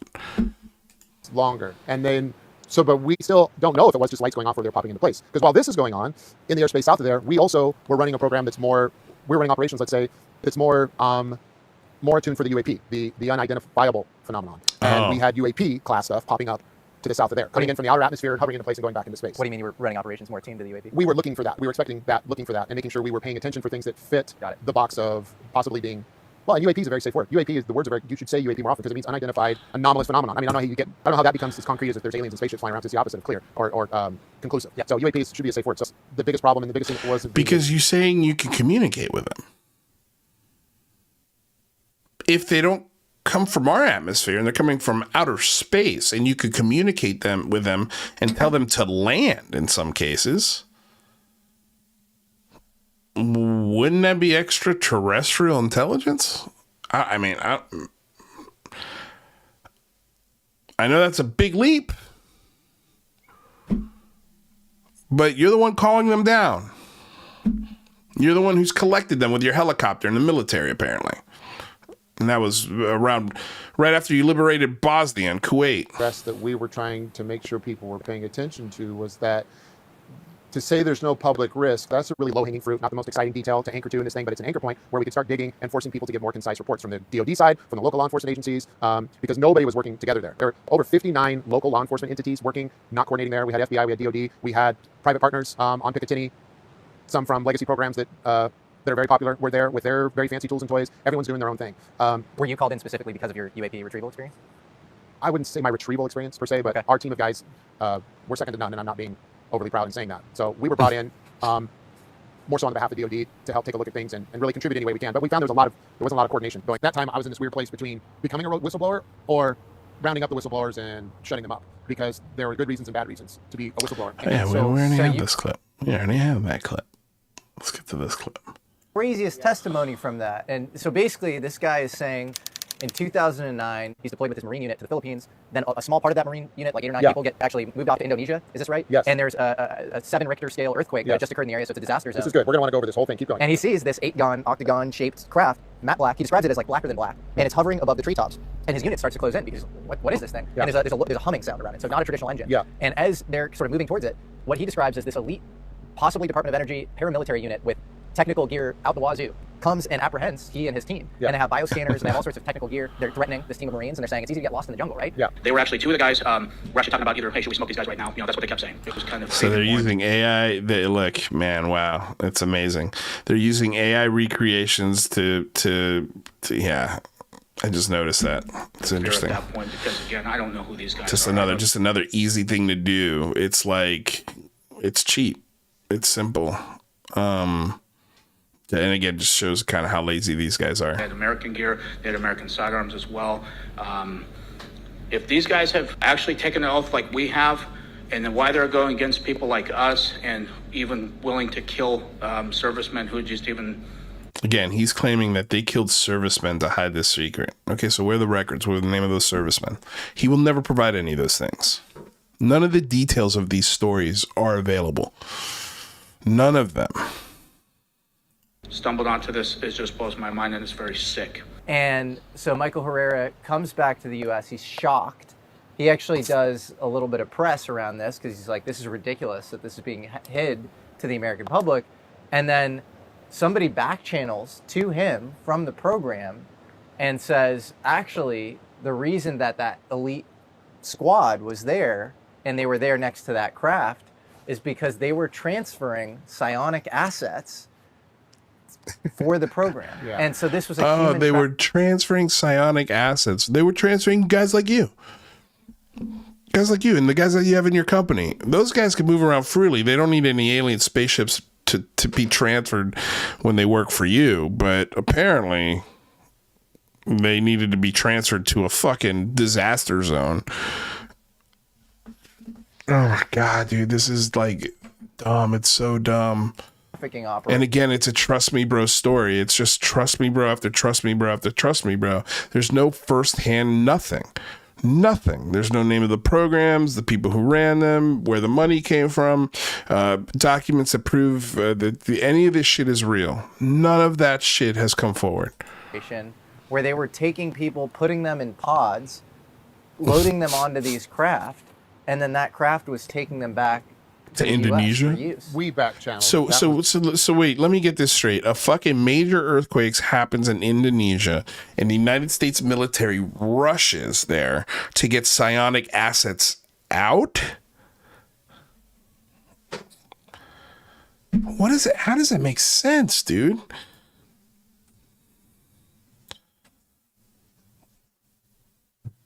Us. We back channeled that. That was information. you. That was me. Oh my God. So when that happened, we were able to corroborate at least three key things.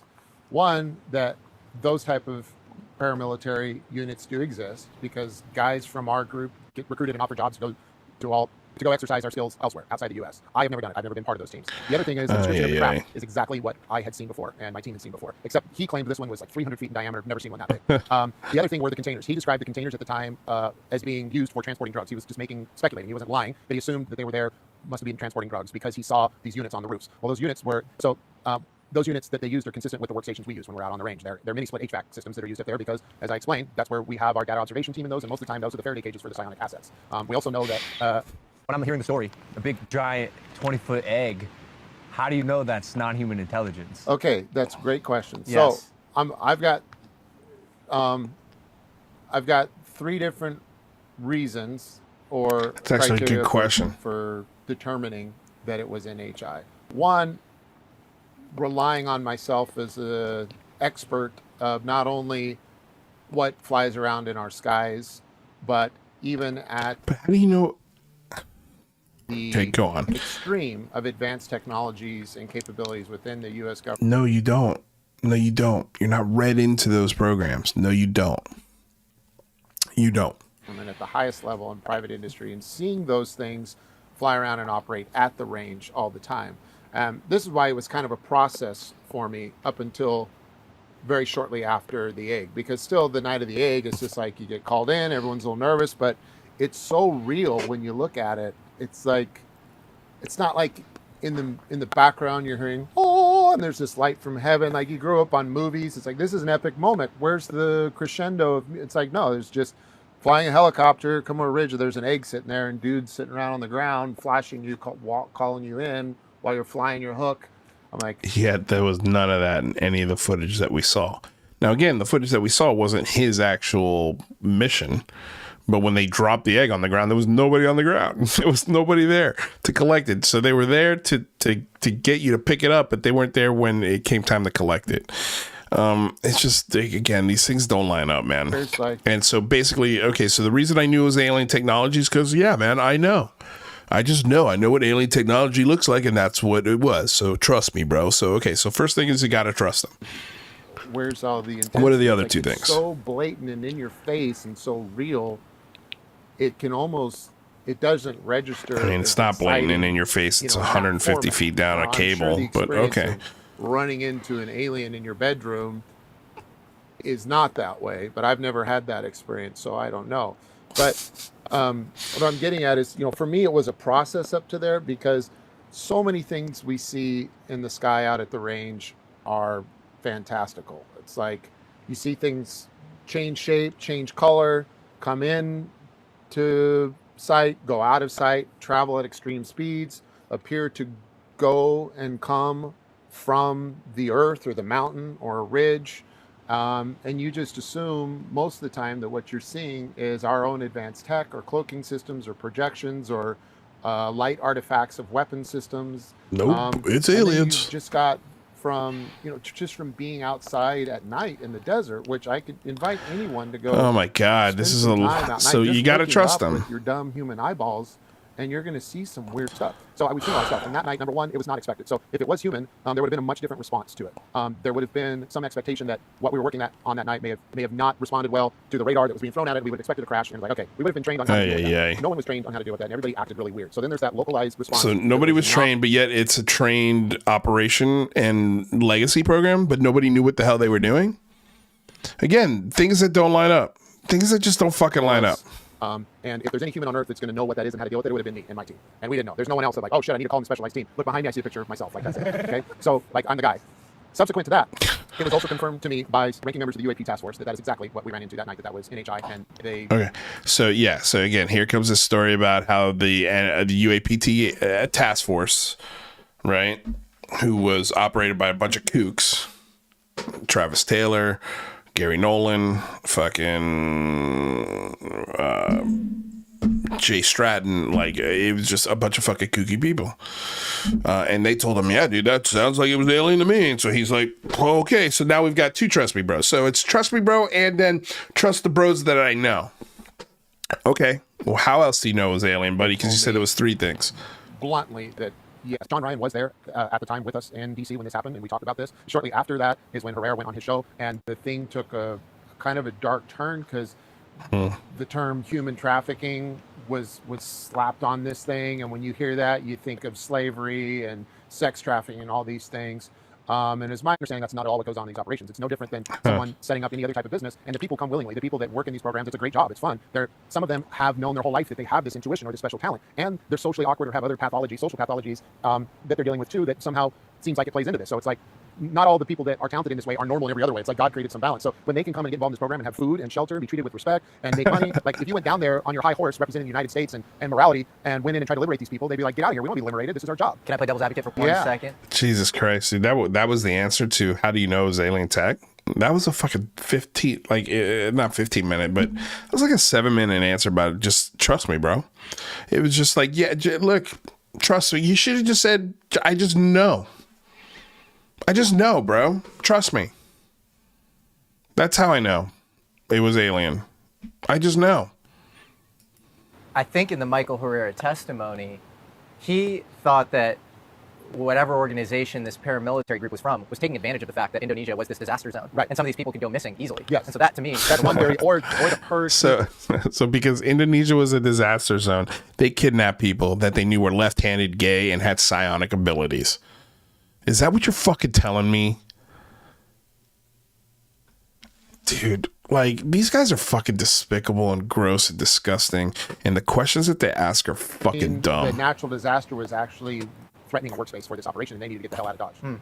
got it. I have no firsthand experience with that operation, nor direct contact with anyone involved with it. I know of that type of operation. I know of that craft. I know of those containers. And I know. I don't know that one, that specific one, but I've heard of others. Trust me, bro. I've heard of others. They're all real.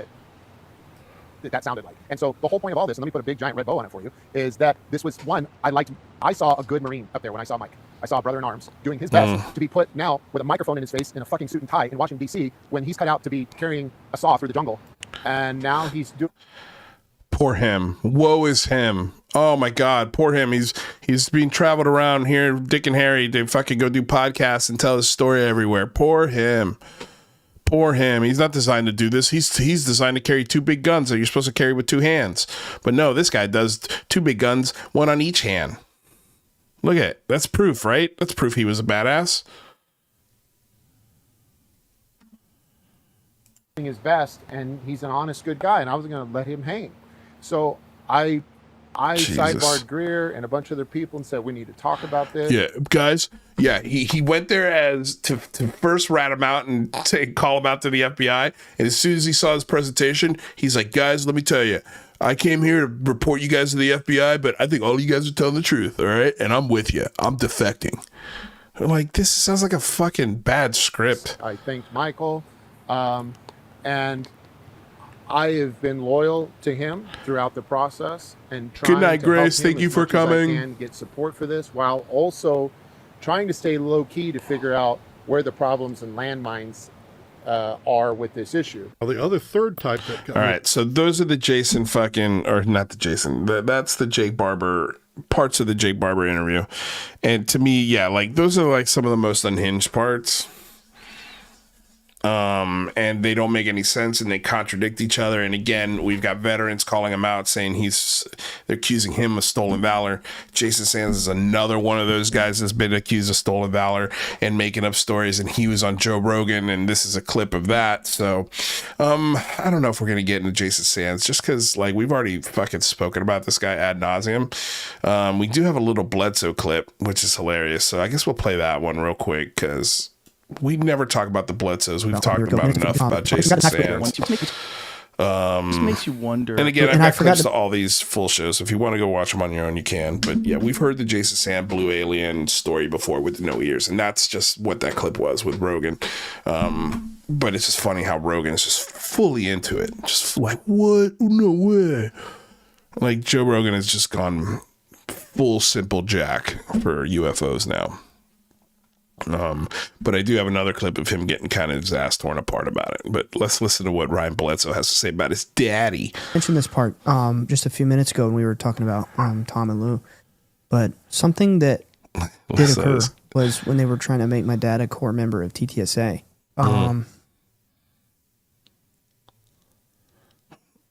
They were offering to produce a movie about us.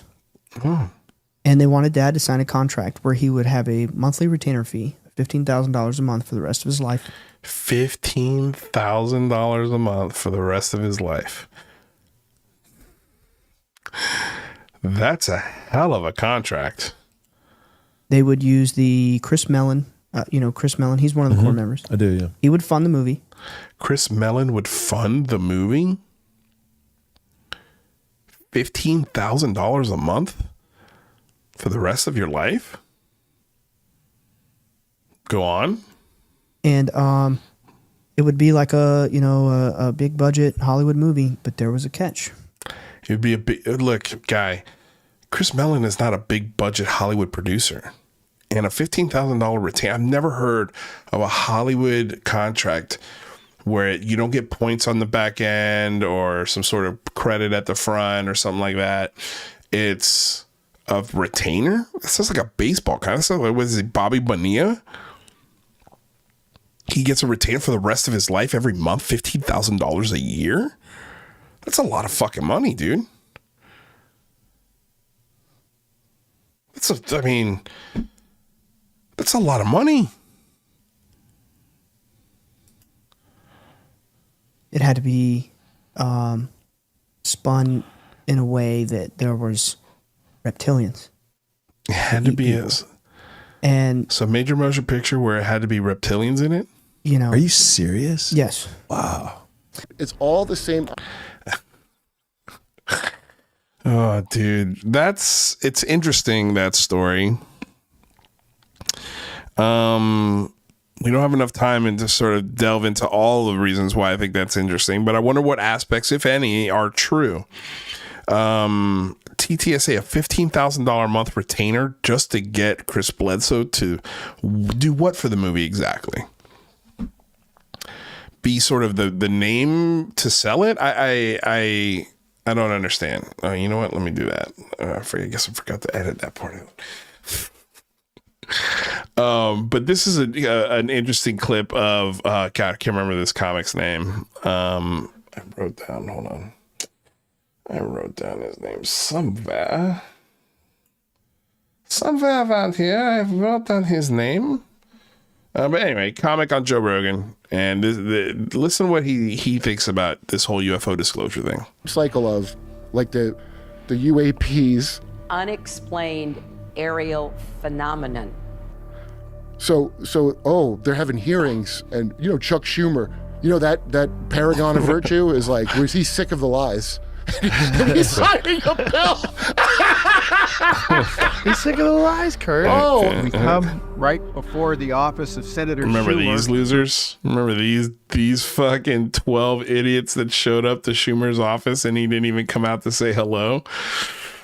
Express our appreciation for his leadership. and He's Lou representing the people. Dude, Lou Elizondo risked his career to tell us there might be something he might have heard and it might be dangerous. And there's a documentary, and I'm going to see James Clapper on a documentary James fucking Clapper. Yep. He Good old gets an James attack Clapper. of the honesties about UFOs. Hunter's laptop, though, he's going to sign that shit, right? But this fucker's going to tell me the truth now. So I don't think there's no. There's something. I know there is, because you wouldn't be all like how they're being about it. But I'm sick of this J.J. Abrams mystery box storytelling. You know? Yeah. Well, there's definitely a lot of propaganda. There's this guy. Looks like he's a lot of propaganda. And then a blue alien story. We don't have enough time to go into this whole Jeremy Corbell crying thing. But again, I've got clips of all this stuff in the description below if you guys want to go watch it. I will end, just because we were talking about this just now, excuse me. It was just mentioned. Oh, wait.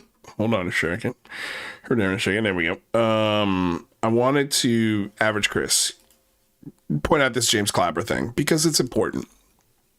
Because this whole new documentary, UFO documentary, The Age of Disclosure, is coming out, and it's got James Clapper, and this is like all of a sudden, like it doesn't make any sense. These UFO believers who don't trust the government are fucking drooling at the mouth to trust the biggest liars in the government. Average Chris, veteran on Twitter, writes, ever since, oh, wait, what happened there? He wrote, ever since the trailer of the UFO documentary Age of Disclosure was posted, there's been a lot said about James Clapper's involvement and how that would supposedly add credibility to this documentary. But once you learn about Clapper, you might not be so quick to say that. James Clapper, retired lieutenant general in the United States Air Force and former director of national intelligence, served under Clinton, Bush, and Obama. With a couple of decades worth of intelligence under his belt, you would initially think, yeah, he's credible. But it wasn't until recently, over the past several years, that Clapper's reputation started to crumble. First in 2019, when he falsely testified to Congress that the NSA didn't collect telephone records of millions of Americans. He tried to say that, quote, didn't lie, I made a big mistake, and I simply didn't understand that I was being asked what I was being asked about. And that's fucking total bullshit. In an interview with CNN, he went on to say, quote, thought of another surveillance program, Section 702 of the Foreign Intelligence Surveillance Act, when I was being asked about Section 215 of the Patriot Act at the time. I just didn't understand that. And then he's got a link to the AP article. While it can be argued that he legitimately didn't understand which program or that he did, the most recent occurrence has recently resonated with a lot of American citizens and brings into question his integrity. And this time it led to his clearance being revoked. On President Trump's first day in office, POTUS signed an executive order that revoked the security clearances of 50 former intelligence officials, most of whom Republicans have accused of coordinating with Joe Biden's 2020 White House campaign to discredit reporting on Hunter Biden's emails in closing of weeks of 2020. Amongst those members who all signed a 2020 letter that said the public release of emails that reportedly belonged to Hunter Biden, quote, all the classic earmarks of a Russian information operation, was James Clapper. Since the Biden laptop story has been found to have merit and evidence exists that there was an active cover-up to suppress the story during the election, it suggests that Clapper, along with many others, actively lied to the American people and participated in a cover-up. Now James Clapper is seen in this clip about UFO disclosure, a long-lived conspiracy theory in which the government has covered up the retrieval of alien spacecraft and bodies, supported by a host of other questionable individuals from the intelligence community. Clapper is supporting the notion of a cover-up, the same guy that has maybe unknowingly lied to Congress and participated in government cover against the now sitting president of the United States. And he is trying to convince people that there's a cover-up of aliens by the same government he worked for. The irony here cannot be overstated. And I don't want to play any clips of this Age of Disclosure because I know the guys behind it, and I know that they're capable of sending out letters, legal letters to people who've been very critical of this. I haven't received one of those letters, weirdly enough. I'm kind of wondering why I haven't, because I've been the loudest critic out here, one of the loudest critics out here of this whole thing. But yeah, there's a couple other stuff I wanted to go over. God, so much stuff that we missed. But you know what? For another show, you guys, I want to say thank you to everybody out there who tuned in. We had a really great audience today. It's always fun. This show is always fun to do. I'm glad you guys are here and enjoying all the fun. I mean, dude, it's at this point, man, all of this shit is just, it's hilarious. And if you don't think it's hilarious at this point, man, I don't know what to tell you guys. Like, if you believe this stuff is real after all of the contradictions we just showed you in just a few clips, I don't know what to tell you. I don't know how else somebody could lead you to water and you not drink after crying and complaining how thirsty you are. Sorry, bottled water ain't on the menu. You're gonna have to drink from the river. It's bad. Again, here's shit. Average Chris, again, who is a veteran, is commenting on the stolen valor of I think Jake Barber. Again, stupid people jumping into stupid conspiracy theories. I'm glad people like Stolen Valor are out here providing factual information to kill these stupid rumors. And he's just referring to rumors regarding the helicopter plane crash that happened in was it DC over the weekend, over this last week. So yeah, a lot of stuff coming out about that, a lot of rumors, and like a couple of UFO people have been really sort of playing that bullshit, and some have stayed away from it. So like, it's nice to see that some of them have stayed away from it, but the temptation is always there. There's always assholes trying to get clicks and engagement from farming this bullshit, these conspiracy theories. But anyway, you guys, I want to say, everybody out there, thank you. Dana Shadell, Dave B, Now That I've Become Death, QL says, time to chill out, Lou. Good night and enjoy your evening and family time. Thanks for everything you do and shine the light on this BS. Man, thank you. What a kind comment. Breeder Syndicate Matt, thank you for being here. Appreciate it. Monkey Sage, thanks for being here. Simon Fly, Chris Colley, fantastic to see Lou energized and on form. Appreciate it, man. You guys, all this love. I can't say thank you enough. Oh, there's Comfy. Thanks, Lou. You're welcome. You're welcome, Comfy. QL says, please bring Craft Beard Andres, psyched to explore further the human mind and how it works. Yeah, for sure. We'll definitely do that. Love having Craft Beard on the show. Social Dig, thanks for being here. Problem is that the ones who say it's all BS are the same ones who haven't observed the craft. Doesn't mean they aren't up there. I've observed the craft, and I say it's still BS. Pinzer Lou, thanks for being here. We don't know anything, making up stories. Nothing adds up to the grift is not the way to find answers. Oligarchy everywhere. LOL. Yeah. Dave Dissler, thanks for being here. And let me see. Dave Dissler with that $10 dono for the day. Biggest donation of the day. Appreciate it. Did we get anything on Venmo? No, nobody. That's okay. Maybe next show. Anyway, you guys, I appreciate everyone being here. I can't thank you enough. This show is nothing without you. Please don't forget to smack the like, share, subscribe button, and ring the bell. That way you're notified anytime I go live, which is usually around 3 o'clock West Coast, and usually on a Monday or Friday, but sometimes those things change, so ring the bell just in case. If you want to support the show with the almighty dollar, you can, as you saw, people with super chats like Dave Dissler here, and we've got links in the description below, so you can do that. Once again, thank you for embarking on this journey of discovery together. Stay curious, stay skeptical, and thank you for subscribing to Lou Reviews. All of my new subs out there, thank you so damn much. The channel's growing again. The bleed has stopped, and we are growing again.